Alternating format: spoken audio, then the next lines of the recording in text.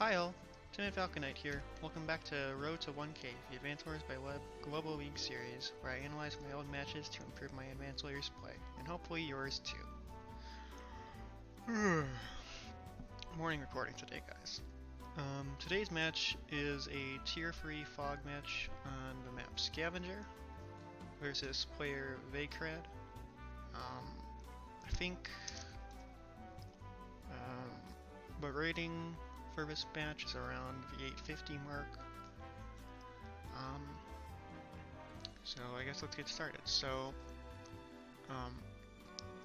tier free fog is it's basically my bread and butter. It's my favorite mode. The reason for that is because I just really like playing Sonja in fog, and it's just because, I mean, look at her. She's amazing. She's got extra +1 vision in fog. Like, you can't really beat that unless you go to a higher tier, because she doesn't really have much damage output on player phase compared to people like Max or Eagle with a super, or Olaf with super. Mainly they have really good supers or day-to-days. Or powers, or stuff like that. Anyways, basically, Sonja is just better than most of the regular COs, and aren't busted COs. I played Sonja a little bit in tier 2 before, and I think I've actually gotten a win or two before I started saving the replays. Yeah. See this one, but that was more of like an 800 level match, so that doesn't matter. This, by the way, this match was annoying. This match, trying to play against Von Bolt's extra defense with Sonja was so annoying because I couldn't really bite through it, and it was just losing on all fronts, and it was so annoying. But anyways.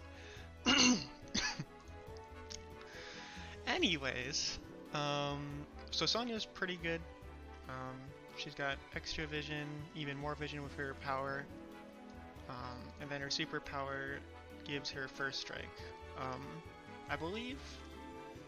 So the counterattack damage she has basically on enemy phase. I mean, when you're on your opponent's turn, she does more damage. And her units have hidden HP, which is fun. Bad luck is a bit annoying, but usually it doesn't come into play as much as you'd think. But maybe I'm just a little bit lucky with Sonja. This first strike, whenever you have a first strike, basically the counterattack buff doesn't matter. So when you pop your superpower, the counterattack damage doesn't really add in. So that is a little bit of a interesting idea for Sonja's power versus superpower, because technically speaking, I have used enhanced vision to good effect because it gives you an extra defensive boost, which makes it a bit harder for enemies to attack into you, and they're a bit more likely to attack into you when you don't have your counter break up. At least with like tank into tank type thing. Now I think counter break is generally better. If it is going to be a tank versus tank or infantry versus infantry matchup, but when your opponent has stuff like anti-air or battlecopters that they can attack with and basically bypass the counter break with, that's when enhanced vision might be a little bit better. It's a bit expensive though. I really wish enhanced vision was. I really wish that her power bar was more like Adder's and it was 2 free rather than 3-2. But oh well. That's part of why she isn't top tier. That and the bad luck, and having standard attack, I guess. But anyways, so the map for this week is Scavenger. It's this thing right here. And it's basically you have a concentrated production base in the corners for both of the players, and then you've got your comm towers in the center here, then you've got um, the black boats on the HQs here. So basically, you're going to be pushing along the bottom side towards your HQ, and then reinforcing this way to defend your HQ on this side. So there's a lot of front switching available on this map. And I don't think we've had black boats. Yeah, this is the first match, I think, in this series that we've had black boats on HQs. The reason they have black boats on HQs, I think, is... Well, to be perfectly honest, I don't really like black boats on HQs, but the reason you have them there is that it's hard to HQ rush and you need to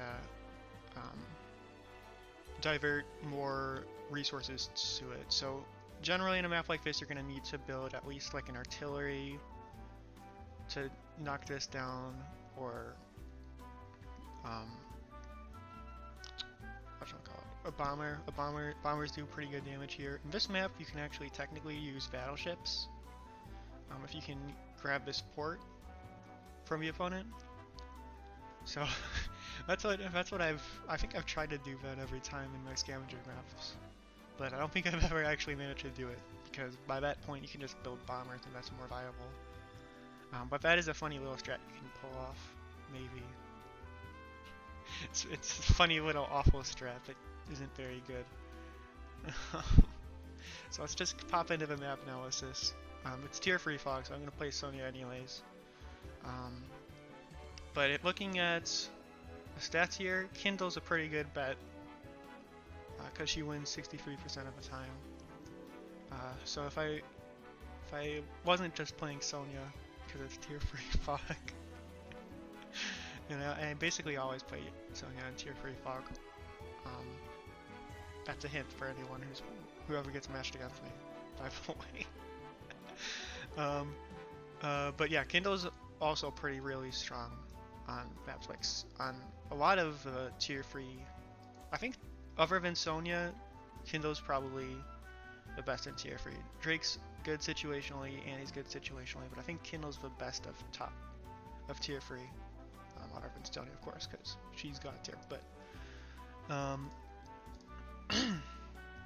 I think oh yeah, another reason why Kindle's pretty good on this map is because of the black boats. So every time she pops her Urban Blight, because she has an ability called Urban Blight.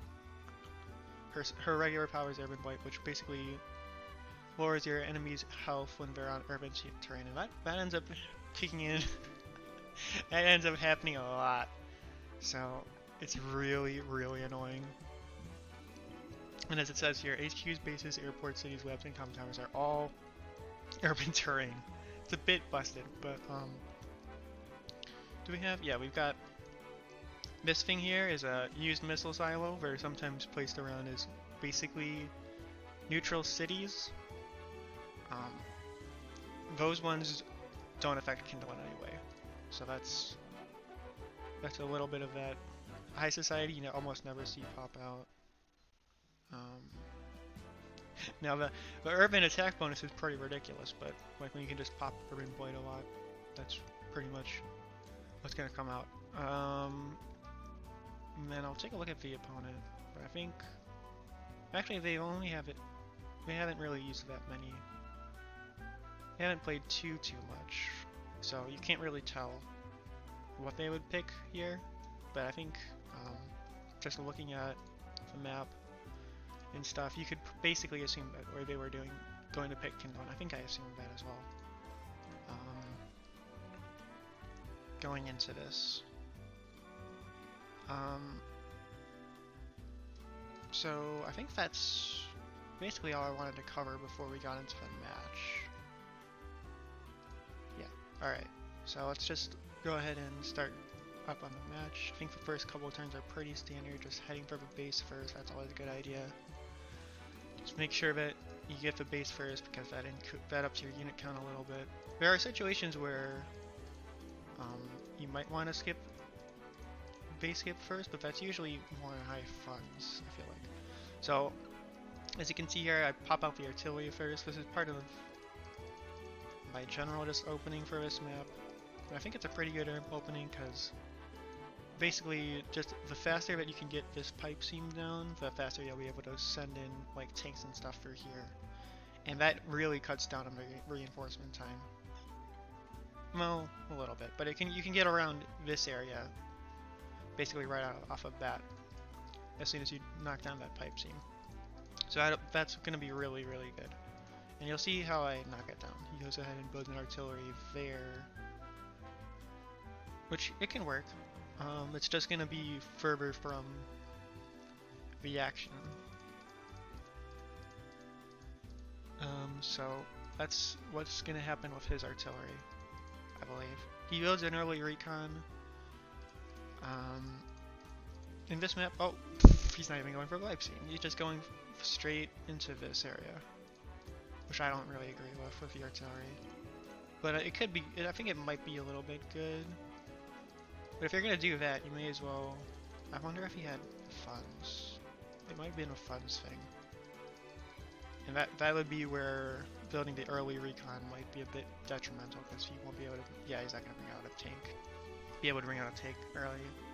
Which, he's not playing as Sonja, so vision's going to be a little bit more of a problem for him, so recon isn't like a bad option or anything.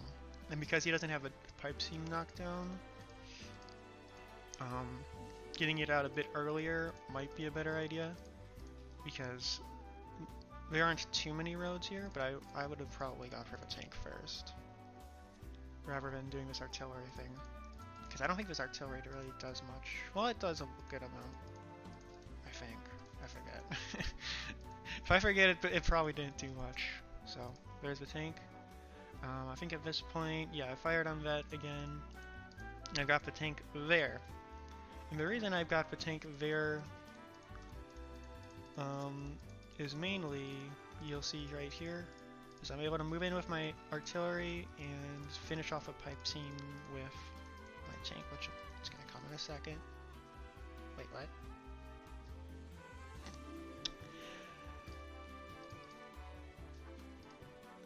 Okay, it just didn't play it, but I basically moved in with a tank to knock off the pipe seam. And I built another tank there, so the replay glitch was a bit weird. This is part of why it's really annoying to fight against Sonja, is because if you just throw attacks out like that, it's a bit annoying to be able to tell what the damage is. That's part of why I don't really like. But again, you really shouldn't be doing this type of thing too much. Especially because he's got it on the road. So attacking into this city with a recon is kind of dangerous, because if I have a tank, at this point I've definitely got the comm tower because he's got it too, so let's assume that I got mine. So if I have a tank in here, I can just come in and yeet that recon if I want to, because I got the plus 10 firepower. And what's an important rule of thumb is, if you got a recon and your opponent has plus 10, at least plus 10 firepower, if you're not safe on roads, if you're not safe on shoals. So, I think moving into recon to threaten these cities, maybe, even though that's a bit overextending, but definitely over in this area would have been a better move.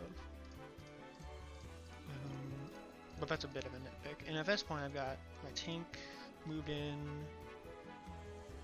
Yeah, so I think next turn, what I do is I just yeet his recon.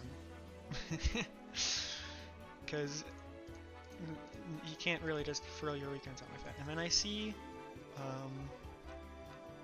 I move in, so this is a bit of a weird move, you'll see. So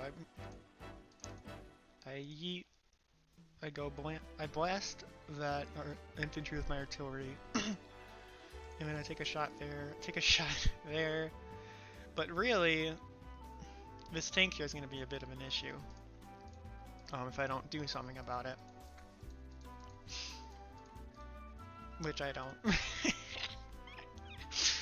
And the reason is because all he needs is 2 attacks, well, 2 units basically, to spot and then fire on the artillery. He knows it's in there because it just blasted his infantry, so he's able to just move in like that. If I had moved my infantry down like here, then he wouldn't have been able to do this. My artillery would have been fine, but because I left it exposed like that, he got a nice shot off on my artillery. Now, I think this artillery, my artillery here actually does so that just repairs off the attacks I did with my infantry with the black boats. That's another interesting thing that happens with the black boats on the HQ. Is you can use them to repair your units when you're on the defensive. So that's another interesting thing with it. I still don't really like black boats on HQs because I figure, look, if it's if the map that's the HQ is so exposed that your opponent can easily just contest it, which is usually why you put the black boats on there, then you shouldn't really have an HQ there, but yeah. So, well, let's actually double check for damage for this, but this into, let's say, full health and forest. Okay, that's always going to do 6 damage.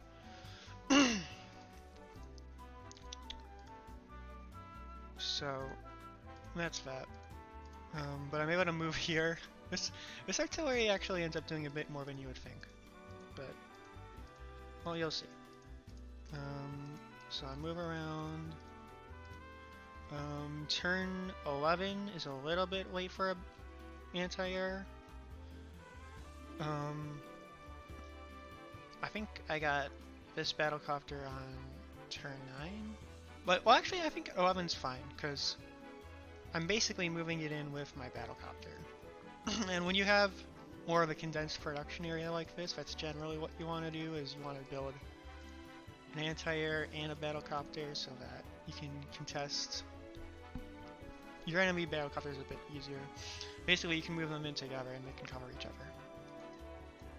Can't see it now. But basically, that's close enough. And he's able to get enough power. It's really funny, actually. Let's go back to the start of this turn. So, he's pretty close to this. I think he can take some pot shots off me infantry. But this is a fun little move, is he actually ends up taking a shot of air, which that does a good amount of damage. This is part of why Sonja is pretty good on cities. Is she's able to do stuff like this. This was... I wouldn't have done it like this. Well, maybe I would have done it like this. Because...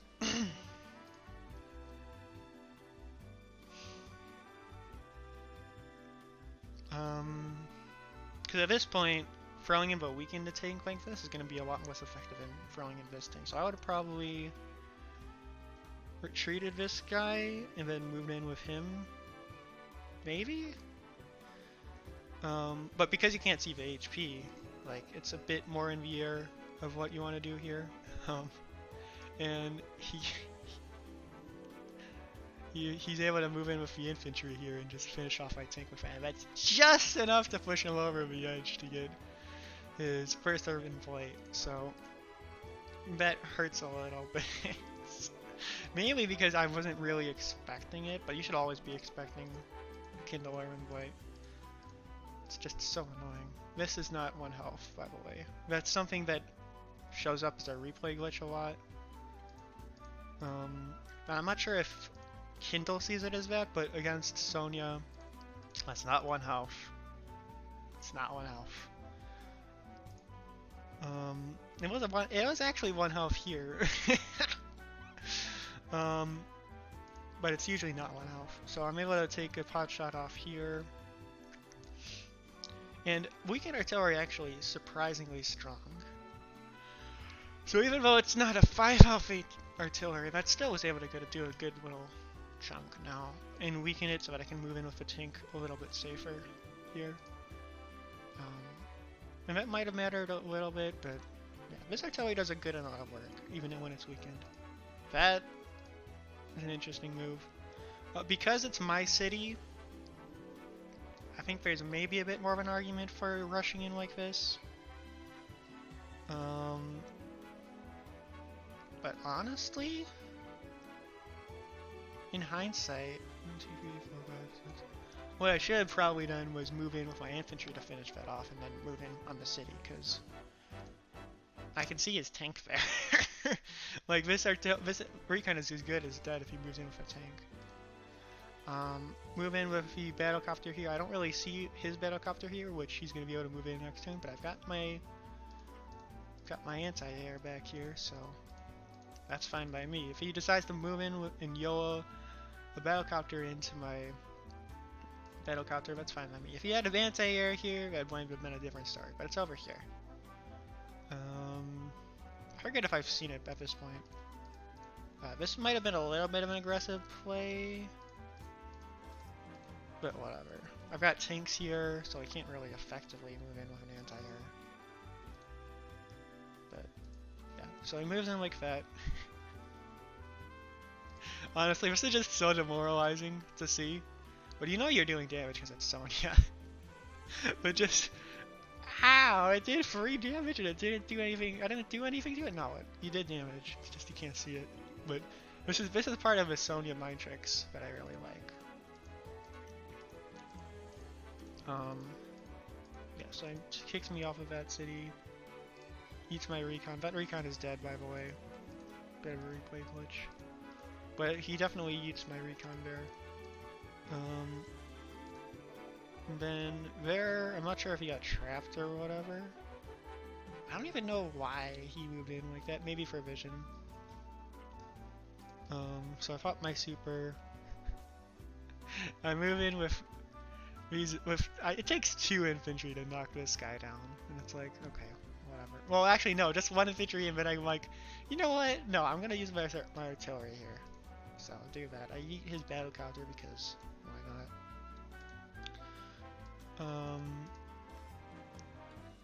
I think I move in a little bit. Yeah, I got my recon there. I built a little bit of a wall over here. Got my tanks in here, so I move that. Eat him off of the forest, eat him off of the shoal, eat him from the forest.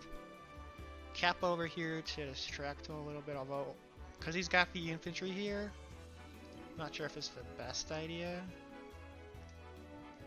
Honestly, it would have been better to reinforce an infantry wall off over here, so that my anti-airs are exposed. Because I see his tank. I know his tank is there, so. But this is maybe creating a bit more of a distraction, I guess. This was a bad move, by the way, because he's almost certainly gonna get his urban flight next turn, especially with like this exposed. So I should have dropped it off here. And that's gonna come into play a little bit later, but this is an okay turn. Usually I don't like building tanks when I'm pretty sure that Kindle's gonna get her urban flight, and anything in a base that's more expensive than like a tank, you really shouldn't build on a base if you think that she's gonna pop her urban flight. Battlecopters I think are fine, because 9 health battlecopters are still pretty serviceable. And I think anti-air is also fine.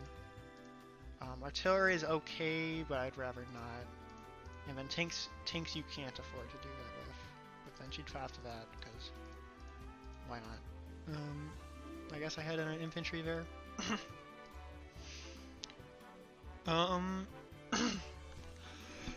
Well, looks like I was able to actually... Wait, what did she do with her tank? Oh, she didn't actually see... She didn't actually see my anti-air.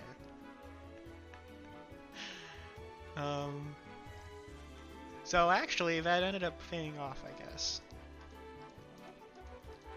But I'm not sure it always will have. But yeah, because if he had a recon like anywhere around here, which I didn't see, but I think that might have been what I was thinking of, because I have a recon here to scout this out a bit. So there's that.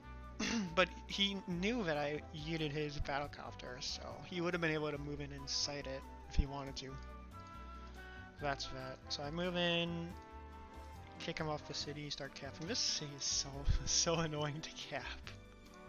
And that's part of the experience playing against Kindle. Even if you are Kindle, is You just end up draining a lot of most of what gets weakened is infantry because they're going to be ending up capping, and they need to be on properties more often. So you end up having a lot of weakened infantry, and it's just so annoying to cap stuff. He goes for that, which that was my trap. He fault locked right into my trap, where I have my 7 health, my 7 health mech. So infantry on bases are good to build when you're gonna get kindled, because even though you're dropped to like 9 health and that's annoying, it's still an infantry and it's not that much of an investment. But mechs it actually hurts a bit. It hurts a lot when you're not at 10 health, and you'll see that here. Just yeah. And that's sort of what the score is when you're attacking an anti-air with a mech, but it would have been a bit better if I was at full health. So I'm moving with the recon onto the road like an idiot. I take out his battlecopter, which was good. Take out that, which is good. But this area over here is kind of exposed because there's this medium tank right here. So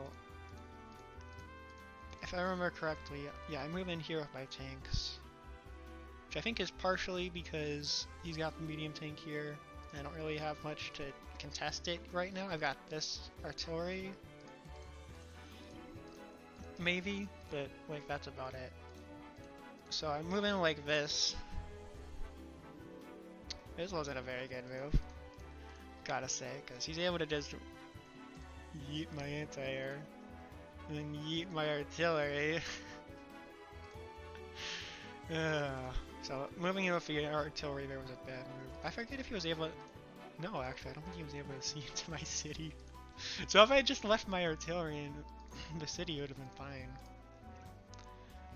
But yeah, I get punished for overextending a bit over here, being a little bit overzealous against his battlecopter.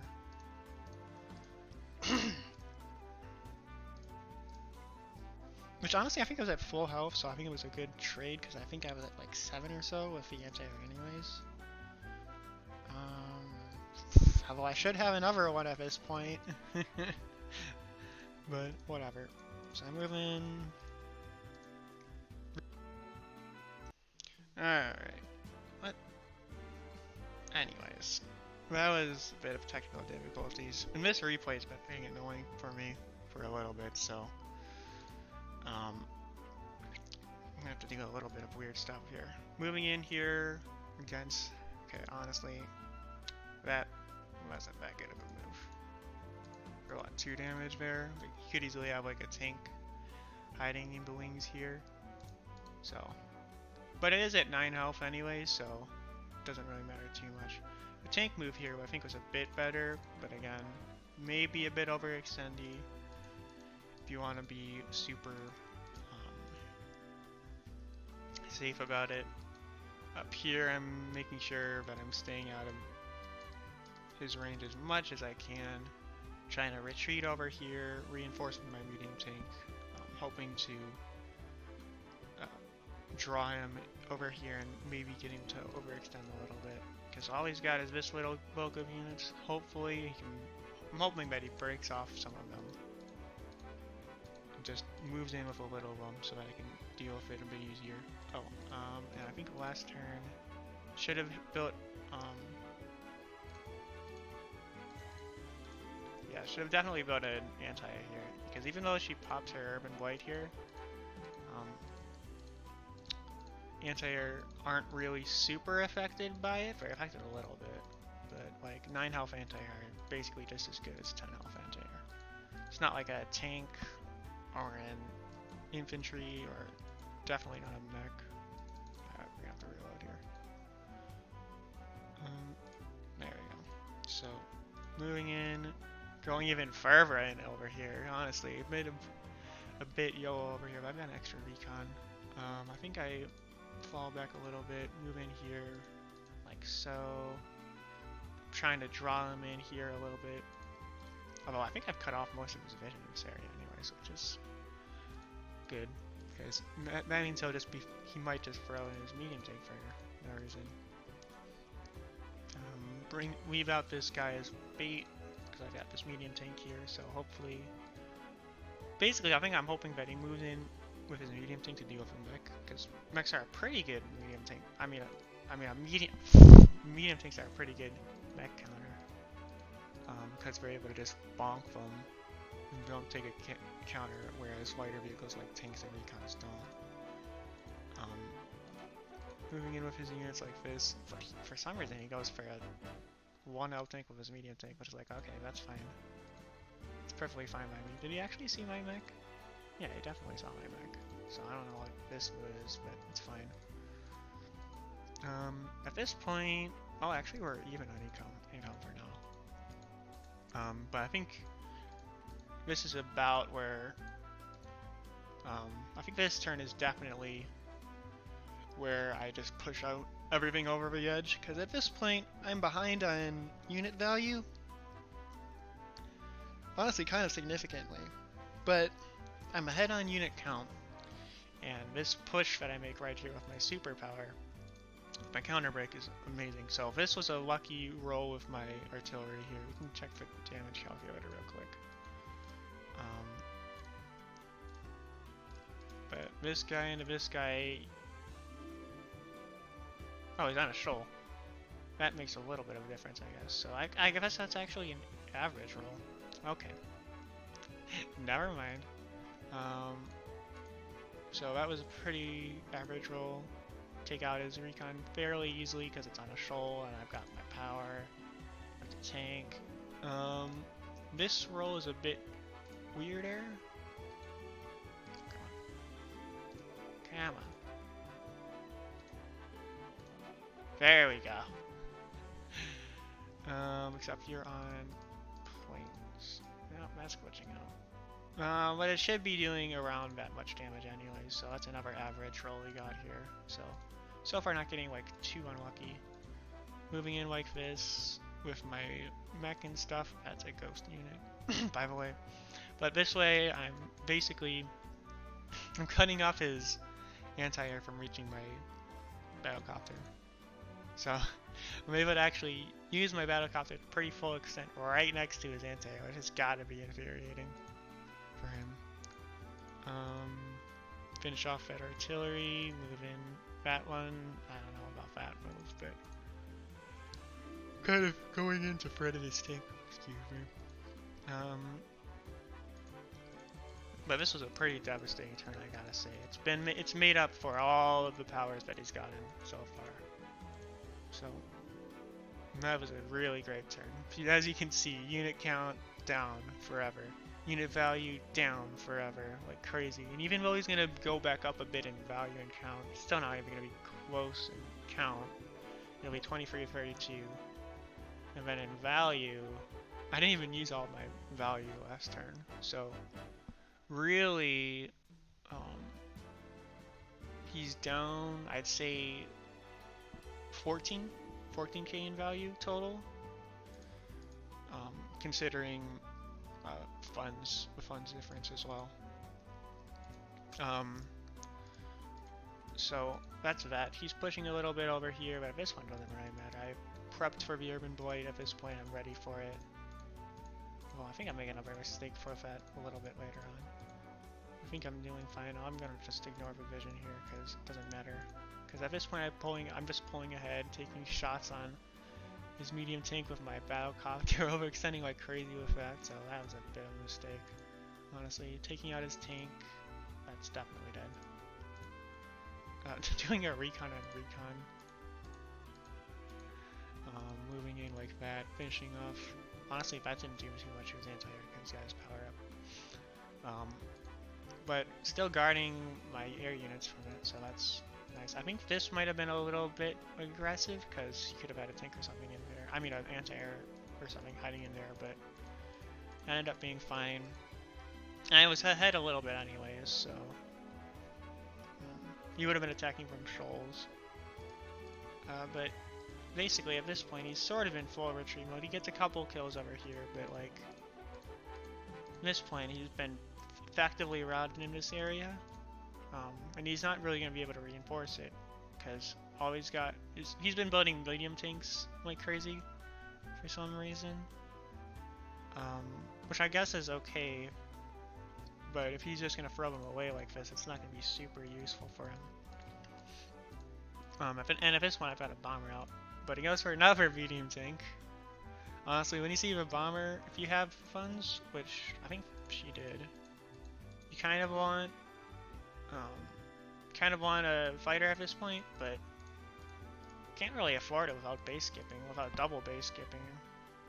So, and when I say base skipping, that means that doesn't just mean not using a base; it means not using a base and not using an airport, because the airport counts sort of like as like an extra unit most of the time. But if you base skip and if you base skip, you can easily just base skip a unit from one of your bases in order to afford a battlecopter or something a bit easier if you really want to. So and that doesn't really detriment you in the unit count side of things. But usually you don't want to do that either, because why not just get ahead in unit count if you manage your funds properly, right? But in this case, she double base skipped. Honestly, triple base skipped, I would say. If she didn't, she would have had to like double base skip for the well, I guess just single base skipped for it because she had 21k. And I'm just rambling at this point because I've effectively routed her. Let's reload again. But like, what's she gonna do at this point? Her unit count keeps on dropping, her unit value keeps on dropping. I'm capturing all these properties. I'm so far ahead in that. And I'm gonna have to reload again. And again. Oh my god, come on, you stupid replay. Alright, let's go. Honestly, this replay's been giving me so much annoyance.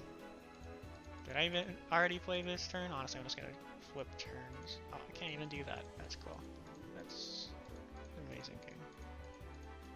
It's amazing. Oh, here is the other issue that I was talking about. I should not have attacked from the city here, because she's super close to getting Urban Boy, and I think I recognized that at the end of his turn too.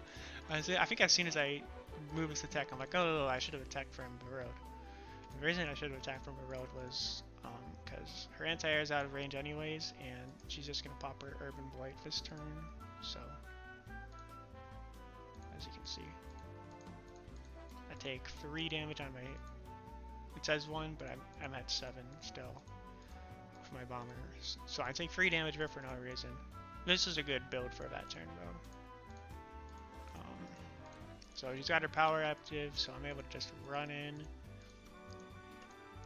Well, I'm able to build whatever I want this turn, I guess, but she's got her defense up, so I can't push super effectively, but I'm still able to push fairly well. At this point, she's got the anti-air here, and I'm just like, nope, bye, screw that. And I move my infantry here to try and catch her anti-air if she tries to move in with that. And on the off chance she has like a recon hiding out here and just rushes in to try and get vision and get a nice snipe off on my bomber. So the bomber is protected now at this point. I'm being a little safer if there's where I built that black belt. So I build that this turn. So that's even an extra unit.